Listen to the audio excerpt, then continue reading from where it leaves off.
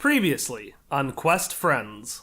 And we got something conveniently this morning with coupons for it. It's a trap, Mako. What do you want with us? If you can find me convincing evidence of who plans on stealing Cubo, then I promise I will give you access to everything you have a coupon for. I am not letting Cubo be taken away by anybody that he doesn't want to be taken with. And she puts forward a hand and just lifts out her pinky at you. Oh, no. Do we have a deal? No!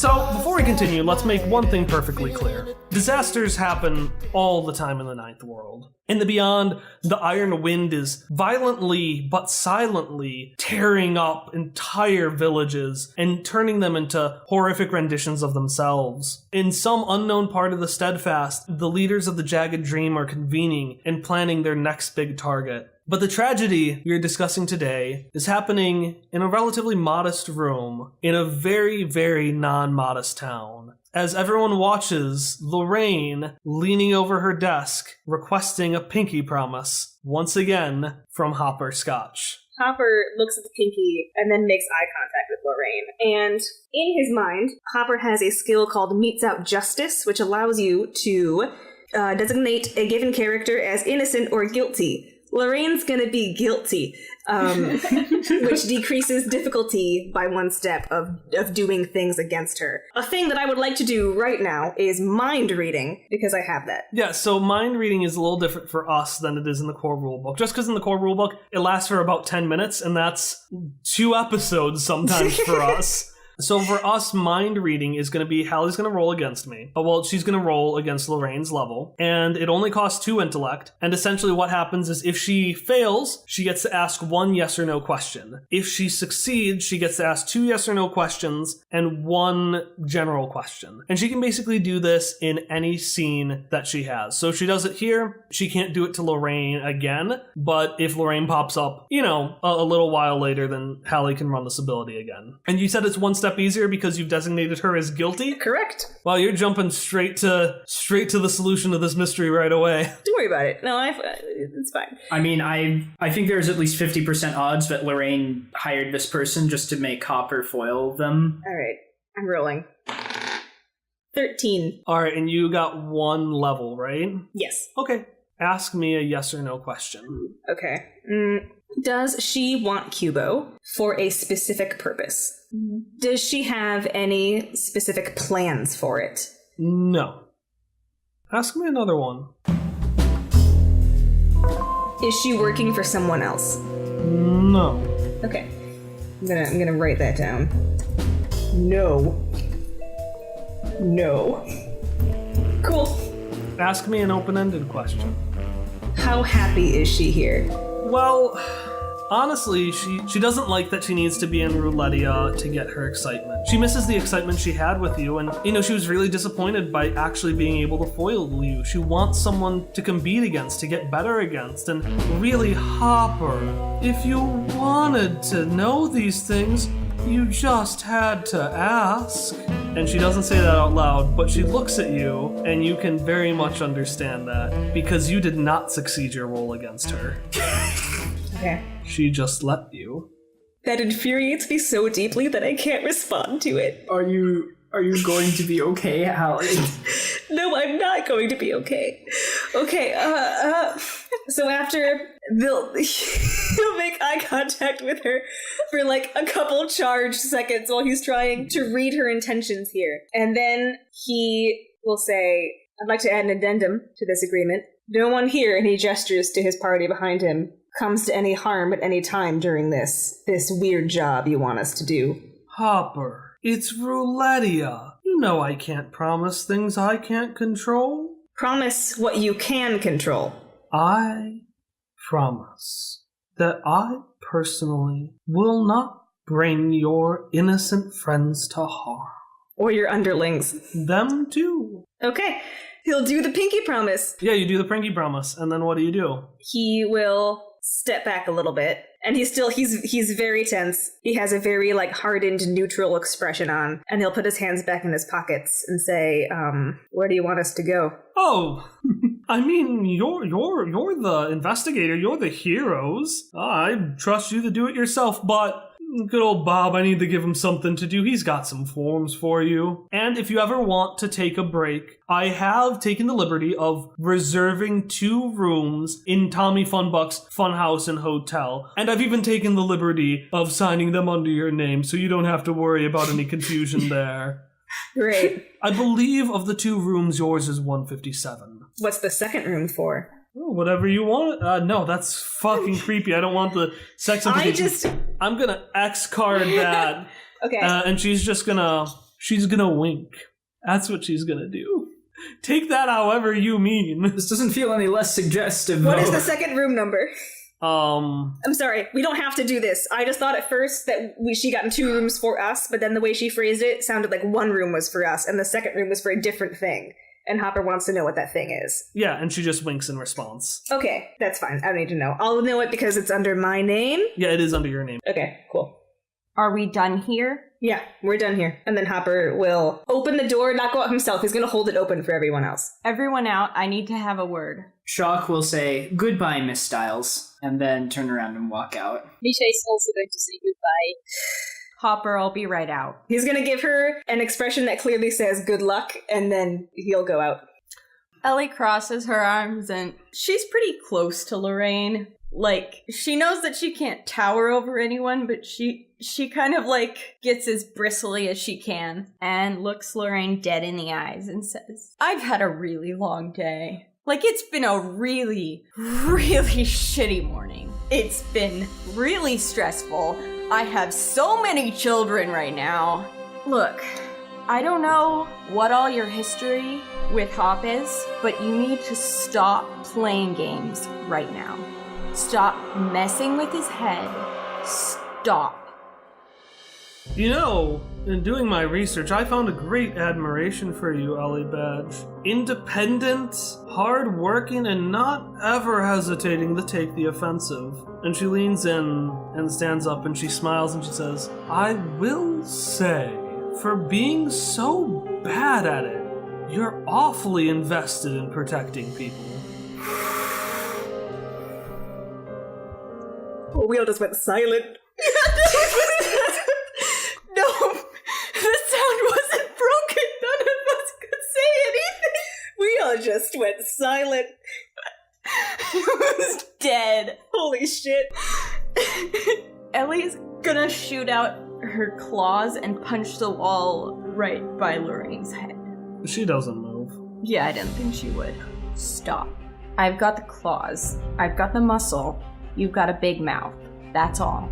I want to yank my claws out of the wall, hopefully taking off some of the wood siding if possible. Oh, it's very brittle. Yeah. It comes off and you can see some of the neens racing by. It looks like this is literally on the side of the racetrack. Lorraine, I've killed people. A lot of people. And if you set one finger or keep mouthing off like you have been, messing with their heads, I will come and kill you. And I just want you to know that. Ellie. No, you don't get to talk. We're done here. And you are done with Hopper. As you leave, she's just going to say, "Oh, just one last thing. A man who froze a town, a globe-trotting mass murderer, and every villain's favorite puppet. With your company, I don't think I'm the one you need to worry about." Yeah, no, I think Ellie's worked up enough at this point. She's just gonna yell, "Shut up!" and shoot out her claws back at Lorraine. Okay, give me a roll. 3.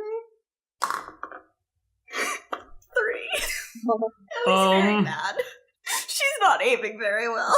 Yeah, it shoots above her and pulls out another board, and she just looks at it and looks back at you. I'm just gonna leave. Okay. Hop. During this conversation, you actually probably hear some of the violence above, and you've walked down, and you see Mac is not back yet. But you look around, you see regular Bob, and you also see the guy who had been really insistent that you play hopscotch, the one with the circular sunglasses that last episode I named as Ashen. You finally recognize that he's here too, because of course he is. And as this violence is happening above, regular Bob just says, "Oh, well, that is..." That sounds like that was heated. But anyways, Miss Styles has got some packets for you in case you need anything. And he hands forward a packet of information that each of you will get to choose one piece of information you want to have in it. This is regular Bob speaking or Hopscotch guy speaking? This is regular Bob. Okay. Hopscotch guy is just sitting there in the corner twirling his pearls. He seems actually a little pouty that Mac got you here so easily and that he struggled so hard. Yeah, well, Hop is gonna see him when he comes back in the room and go, "Oh, you again?" Yes, it is me. Awfully glad you finally decided to come. And actually even remembered who I was. What do you mean, finally? I came here right away. He's just gonna pout. Because he's a pouty boy. He's gonna do the whatever shrug. And then regular Bob will have said all the stuff that he said. Yeah, then Hop's gonna turn back to regular Bob and take one of the files. Okay, are you gonna wait for Ellie with these guys? You're gonna go outside? What are you all gonna do? I'm gonna wait in the room. Yes, same. Yeah, so you're there for a little bit, and then finally you see Ellie come fuming down with a board attached to one of her hands. And regular Bob just goes, looks like it was one of those visits. And he reaches into the desk and he just pulls out a plank of wood and he just starts walking up to fix Lorraine's office. I want to hit the wood out of his hands. All right, tensions are a little bit high. I'll wait till everyone leaves. Yeah, she's got a way of pissing you off, doesn't she? Sure does. Any bars around here? This is Roulettia. Every other house you come to is also a bar. Shucks, right. Let's get out of here. That was out of character though, but it doesn't feel like a shock thing to say. It's a little weird. No, it's in character now. What do you say, Misha? Although I still do not agree with the ending of the life of a human, I must confess I have some hopes of that this Lorraine was a bit hurt by your conversation, and not only in the metaphorical sense, but in the physical sense. Hopper's laughing to himself. Shock will sort of nervously looking at the ground say, "Did she hurt you, Hopperscotch?" Hopper will shrug that off and say, "Nah, I mean, not for lack of trying. It's fine. It's fine." Ellie's nodding from behind Hopper. Shock doesn't look convinced, but he'll let the matter drop. Misha would say, Misha then is going to extend their pinky finger and say, "Is this a specific code that you two seem to have? Is this a thing that acquaintances from long time ago possess?" I was slightly confused as she had it towards you, Simon Scotch. Yeah, that's called a pinky promise. It just seals a promise between two folks. That is a very interesting ritual that humans do. Does it have any magical properties? No, kids. It's very interesting. And then Misha is going to still hold their extended pinky at him and say, "Well, I do the promise pinky at you that we will not let this Lorraine hurt you any longer." Shock will add his pinky to the Oh no! the promise. Hopper is genuinely touched right now. Yeah, he'll extend one pinky towards Misha and then one pinky towards Jacques, and he'll cross his arms like the original handshake, but in a pinky promise. Oh, bringing things back. Ellie's gonna just really, really briefly cup her hands over each pinky promise and then walk off out the door. Thanks, guys. So you're going to a bar? Are you still going to a bar? I want to go to a bar. That sounds like fun. I want to go to a bar too. Okay. How do you seek out this bar? We just look up and down the street. Yeah. Is there a bar nearby? Let's go. Yeah, you see a very brightly decorated bar. It looks like there's a bar right next to this stand that you can't really read from a distance, but Misha and Shock you would recognize as another Pie Pod stand. Let's go get a drink.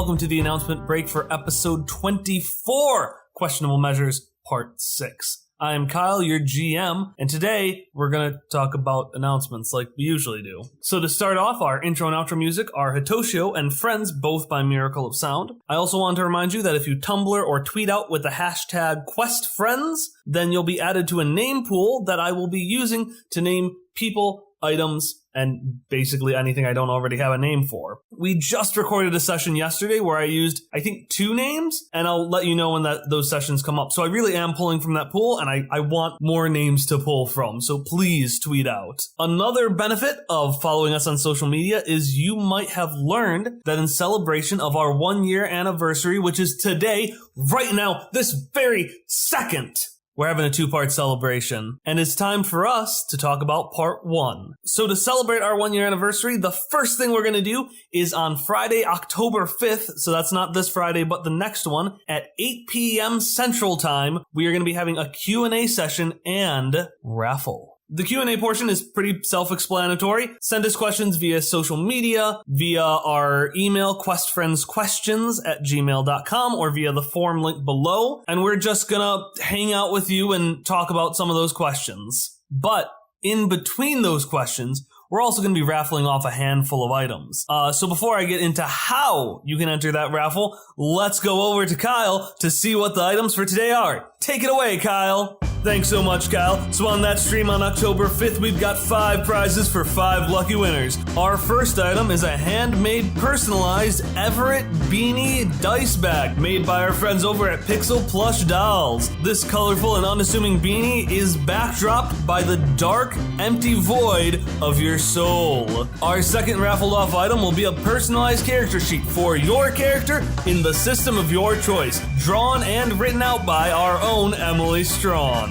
For our third item, do you like our main series? Do you like our side series? Do you love our logos? Because we know we do. That's why we're putting the logos for Quest Friends and the Cookie Crew, drawn by Mandy Robertson, on personalized shirts. Only you and the actual performers for these episodes will have these shirts. But let's say you want something even more personalized. Well, our winner for prize number 4 will be able to work with Kyle to design an actual, real NPC that Kyle will play in the Quest Friends game. And finally, behind door number 5 is another locked door. For those of you who want to get in on part 2 of our celebration for absolutely free, you can register in the raffle for our mystery prize. So once again, those prizes are an Everett Beanie dice bag, a personalized character sheet, 2 shirts for the price of none, a customized NPC, and the mystery prize. Ooh.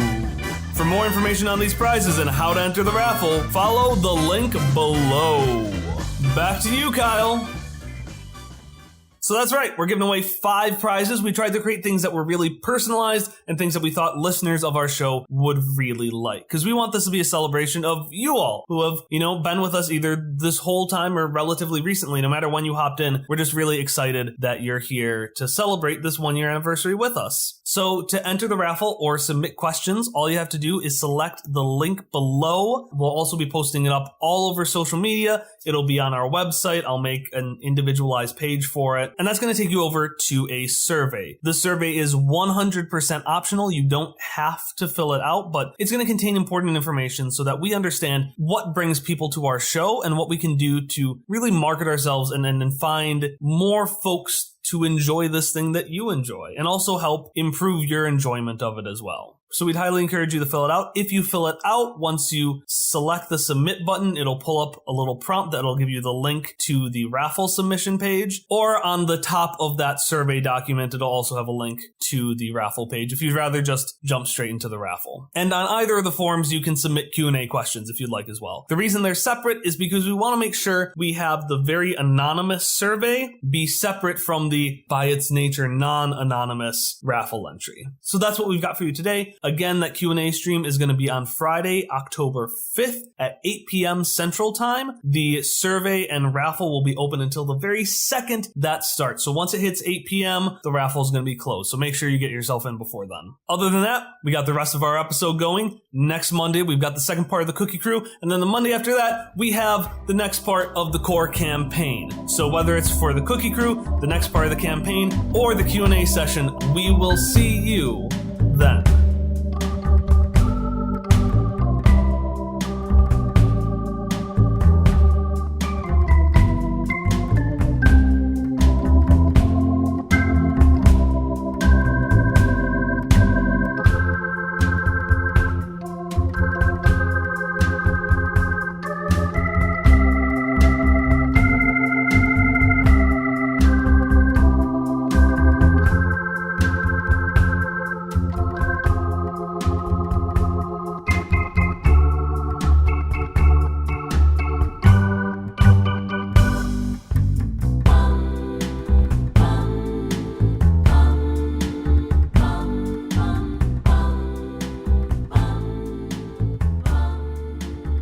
Oh, look, this is another one of those pie pod places. If you're hungry, you could get some more. What's a pie pod? Hop, you see this pie pod stand, which kind of looks like a make-your-own calzone, except it's surprisingly colorful, which is very weird. Oh, it's like a sweet calzone. And then if you want a beer, I'd say that'll cost 1 shin for whoever wants one. I want a scotch. I want to go up to the bar and ask for the strongest alcohol they have. Yeah, you get that for free, actually, because the strongest alcohol they have is one of those challenges that you get it for free and you get a t-shirt if you drink it and you don't die. I'm gonna drink it. I'm just going to say for the sake of simplicity, since we all know Ellie won't die drinking this. Yeah. Ellie's got this. So She's got high composure resistance to torture. Yeah, so you're going to get that and you also get a free t-shirt. How cool for you?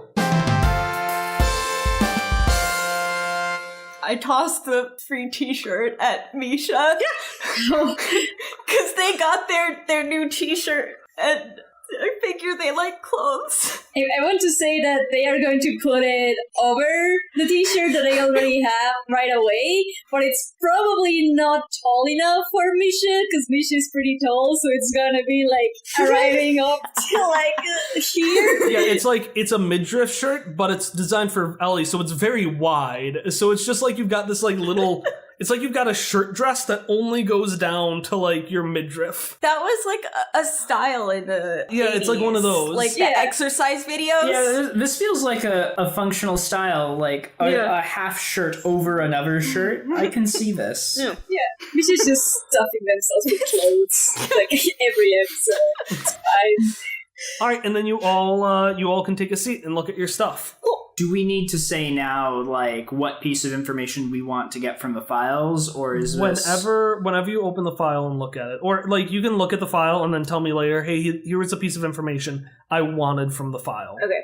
Yeah, so Shock will, like, look around and say, we need to save Cubo. I will not allow another machine to be taken without their will. Regardless of what happens, I am going to protect this machine and not allow it to be stolen. Shock nods vigorously and says, yes, that's why we need to steal it ourselves. I'm with you, Jacques. Okay. I'm with you. And all Lorraine asked for was evidence of who was going to steal it. We can foil the heist, do our own heist, and still get our reward from Lorraine. Oh, I was certainly thinking about the exact same plan. It's almost like our minds are connected. I was glad we're all on the same page. So I was boiling in a rage the whole time. Does anyone want to tell me where we start? Hopper will open his file.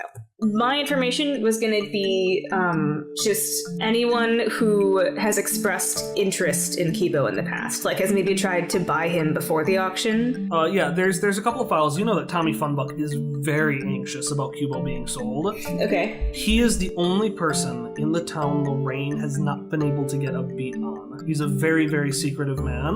And having a robot designed for his city that inevitably has that information somewhere is not in his best interests. He's also very, very close to the event. There's a file saying that Jetco has a stake in it, not because they care about Cubo, but because they're very protective of their programming. Okay. They don't want their amazing programming, and let's be honest, their robots are subpar at best. They don't want that amazing programming to get into the wrong hands, and the wrong hands for them are anybody but their own. Mm-hmm. Your heart dips a little bit as you see the last name, because you know Shock was really excited about it. You see that the last suspect, who's also very involved in the show, would be the Great Vespari.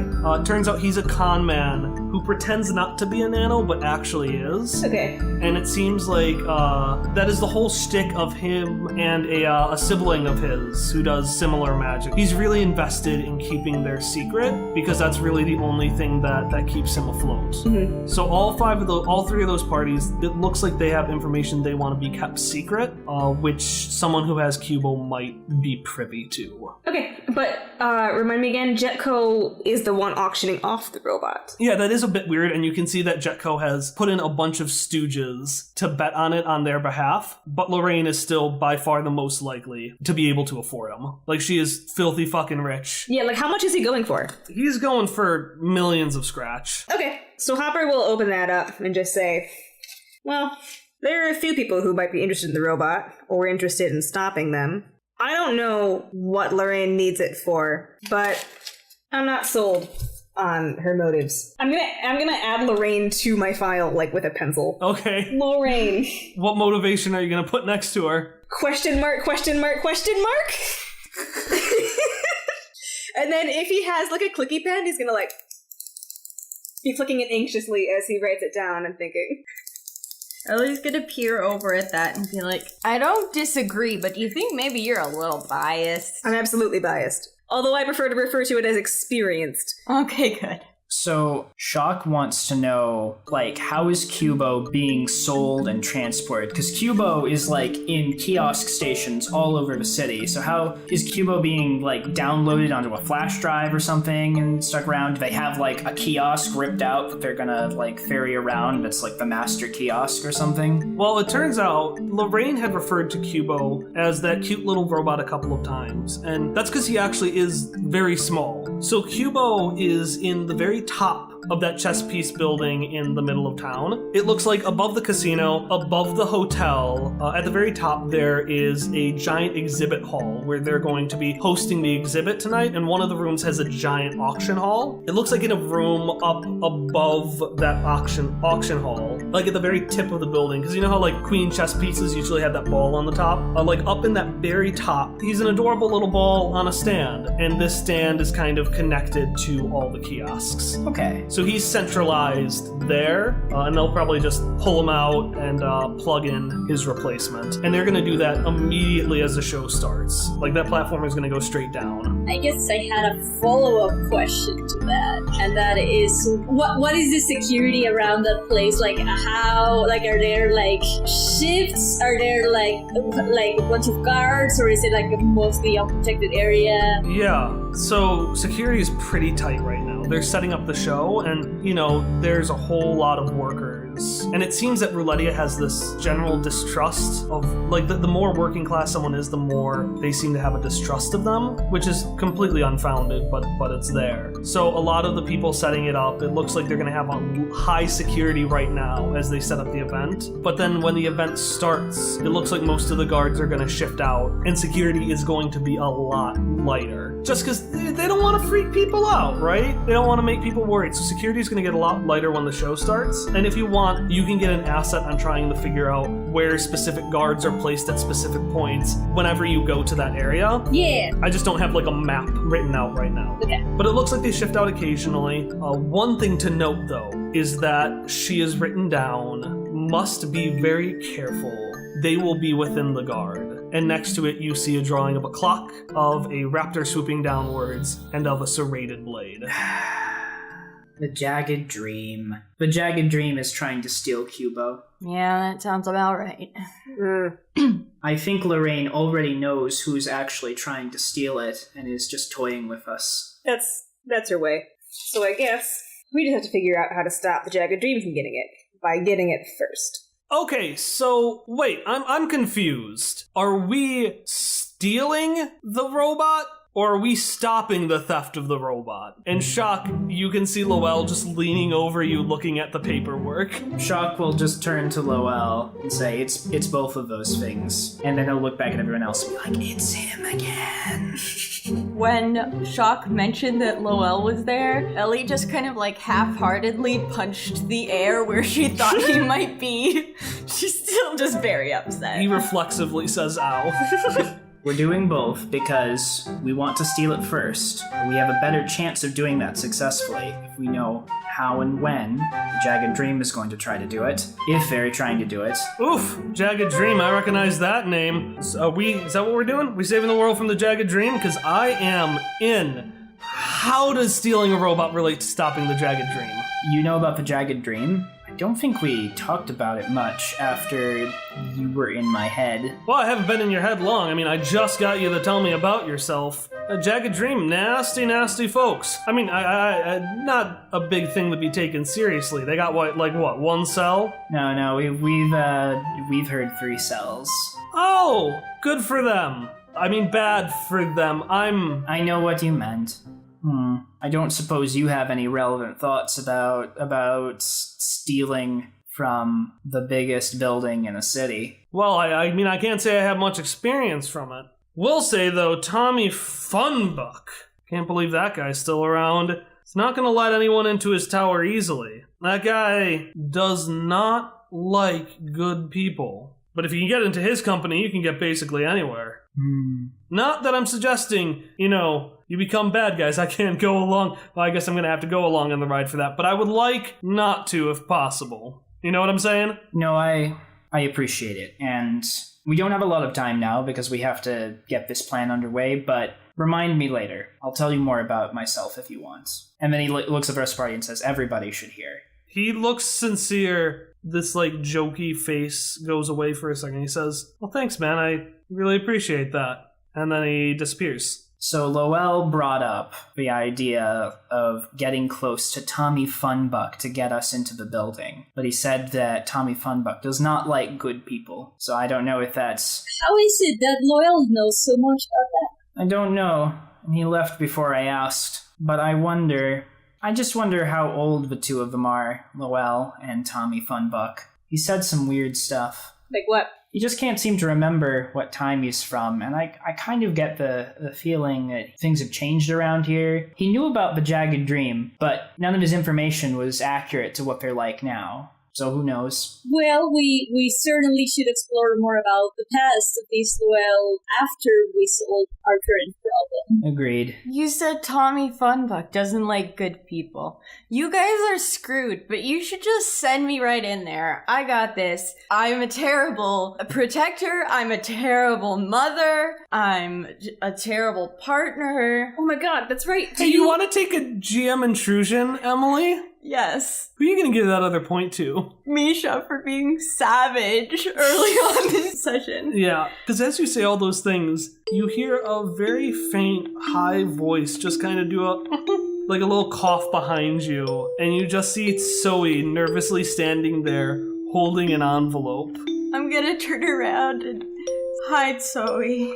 I'm just talking about how I'm a terrible mother to you, and that you deserve a better person in your life to help and protect you. How are you today? I mean, how are you now? I know earlier you were kind of upset. No, I'm good. I just, you're not a terrible mom. I just, I thought since we just met, I mean, you told me to stay inside, but, well, I thought maybe I could spend some time with you while you're here. Papa's giving an encouraging thumbs up to Ellie. Well, I would like that. I'd rather not take you along on a heist, but, Who is this? Yeah, Ellie, do you wanna... Oh yeah. Misha's going to introduce themselves. Hi, are these your other children? Sure are. Ellie's looking down into her nearly empty cup. Misha's going to say, I do not believe I am a children of you, Ellie B. Don't worry about it. This is Zoe. Hi, I'm Zoe. Oh, shoot, you already said that? No, it's okay. You did a good job. Salutations. My name is Shock. Hi. Hi, June wanted me to give you this note. And she hands you an envelope. It is one of the letters with sounds, and it has nothing except for the sounds of knuckles cracking. I didn't know you could write onomatopoeia so clearly. June is a very talented woman, alright? Don't let her, brash nature confuse you. She is a woman of culture. I like that lady. So are we on seats, chairs or benches? You're on... I figured it was like a booth. Yeah, let's do a booth. I'm gonna scoot over and pat the bench next to me. Oh, okay. And she sits down, but she does that thing where you're really nervous about taking up too much space. So you have have half your on the edge. You have half your butt on the seat, half of it off, and she's just there trying to make herself as small as possible. And she's also clearly very anxious that she is on the outside edge of the booth. Oh, so Zoe, under what context do you know Ellie B as an acquaintance? Oh, she's actually not an acquaintance. She's my mom. Sure I am. Yeah, she and my dad met a while ago, and sure did. Oh, that's certainly interesting. Well, yeah, it is. Actually, do you want to see some photos of them? And she just pulls out this fucking portfolio of pictures that they took on their one-night stand. Because again, her dad was very, very romantic. I want to just slide the photos over to where I am and when you make that motion with your hands to shoo? Yeah. I'm gonna do that and get up one sec. Oh, okay. And she stands up. Okay, I get out of the booth and then kind of usher her in to go on the inside. Okay. Who else is sitting? Because I'm assuming you're not all sitting on the same side. No. And just Ellie's sitting there with her fucking feet up. This is my bench. I figure Shock was sitting on the opposite side of the bench from where Ellie and Zoe were. I was thinking of Misha also sitting on the opposite side. Yeah, I was thinking of Hop sitting next to Ellie, so it looks like we're all on the same page. Anyways, so she's gonna shuffle in between Hop and Ellie and be like, "Oh, hi again, Mr. Scotch." Hi, Zoe. Nice to see you again. Also, Hop is very interested in these pictures. Meanwhile, Shock has just had a dumbfounded expression on his face since Zoe said that Ellie was her mom. He just turns to Ellie and is like, "You have a daughter? Surprise! It was for me, too! You didn't know? This is wonderful. You have a family. I've never had one before. That's amazing. I'm really happy for you." Ellie's face just goes blank. And any color just goes straight out of her face. Ellie found this out, 2 hours ago? Something like that? Oh. So he's gonna pull out a adorable little planner. It's gonna be so I don't know what you like, but I looked up a couple of things that could be fun. There's the roller coaster, but that's too dangerous. No, you're not going on that. There's Zoe. the Great Vespari show, but the next one isn't for 2 hours, and that's too dangerous. Oh, there's the parade. Those are only dangerous if you stand in the way. Ellie, if you want to go with Zoe, that would be understandable. I think we got this covered if you want to go bond with your daughter. Misha is gonna motion to see some of the pictures, and then they are going to ask, "Oh, is Zoe's father also around? Yeah, and could we potentially also meet that acquaintance?" Oh, Zoe has a response, but do you want to describe what you're looking like as she responds? I assume it's what Emily is looking like right now. Yeah. We just need a word picture for the pain that Emily is in. Oh, right, the audience. How do I describe my face right now? Ellie's just you probably have never seen her hands folded so neatly, and they'll be folded really neatly, and then they'll go up and she'll kind of put her face in her hands or touch her face or something, and then go back to very neatly folded and just kind of go back and forth with that, and she's not saying anything. As you do that, Zoe is gonna just kind of look really sad, and she's gonna say, "Well, he's not around anymore. But a couple of months ago, I met June and Steven, and they're super great. I don't think they really want to go to the parade. June says that Tommy Funbuck is a crook and a phony, but I don't know. I really like the parade. I like the floats and the music, and maybe we could go see June and Steven after the parade. I mean, if you want to go. I understand if you don't." Maybe, Zoe, do you want to help us on our adventure? No, Shock. She's not adventuring. Ellie, if you want to take Zoe to the parade, you could meet Tommy Funbuck. That's probably pretty safe, right? I'll take you to the parade, but you have to promise to stay right next to me. And Shock, Zoe's not coming on any adventures. Adventures are dangerous. I don't want any of you dragging her off on crazy capers. We'll find safe things to do for Zoe. Shock just nods wide-eyed.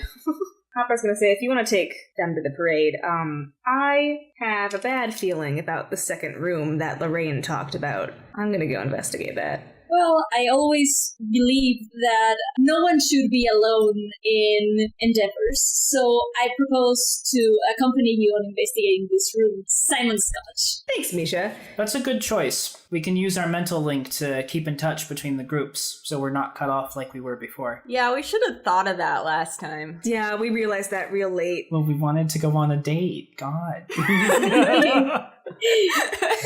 I just want to apologize that you got kidnapped by Lorraine, because... Oh, we weren't kidnapped. Yeah, I do not believe it could be considered as a kidnapping, as we willingly went to this location. Yeah, what? Well, we knew it might be dangerous, but we didn't think we could pass up information about the Jagged Dream. We were confident we could escape. We were not in any sense of danger that I could detect. Oh. I mean, we were in a little bit of danger, but it was okay. We were okay. I believe we could have defended ourselves if the situation provided it. I don't doubt that. Ellie and I just got a different impression. I got a little worked up. She got a little worked up. Anyway, I'm sorry. I know that a minute ago we decided not to split up, but I don't think that she'll be bothering us in that way again. Zoe, can you cover your ears for a second? She's going to lift up a bit of her hair, and you can see that she doesn't have ears. And she's gonna be like, I don't, I can't do that. I'm sorry. Okay, well, you're just gonna hear it then. Oh no, do you not want me to hear? I mean, it's fine. You've got to know eventually that I'm a terrible person. Guys, Lorraine shouldn't be bothering us because I told her to stay away. That doesn't always work, but, Well, I don't know that it'll work, but if she does bother us, I told her that I was gonna take her out, so. Sorry, Zoe. You had to know eventually. And as you kind of finish, you can see that Zoe, in an attempt to not hear, has taken this massive hoodie that she has on the back of her jacket, and she's put it up over her hair, and she's kind of strung it shut so she can't hear. Oh my god. And she just peeks out a little strand, and she says, can I hear now? I'm gonna nod really big so she can see me. And she very gently takes it off and puts it back down. So I guess we should head out to our places, see what we can figure out. I have full trust on this plan. Yeah, it is a plan that exists. it is. So as we're walking out of the bar, assuming that's what's happening now, Shock wants to, grab onto Ellie's sleeve for a second and then say, well, I think you're pretty great.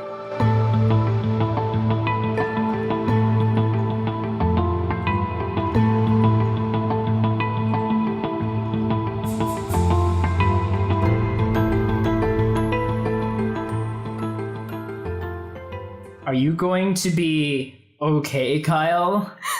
Ellie, is that...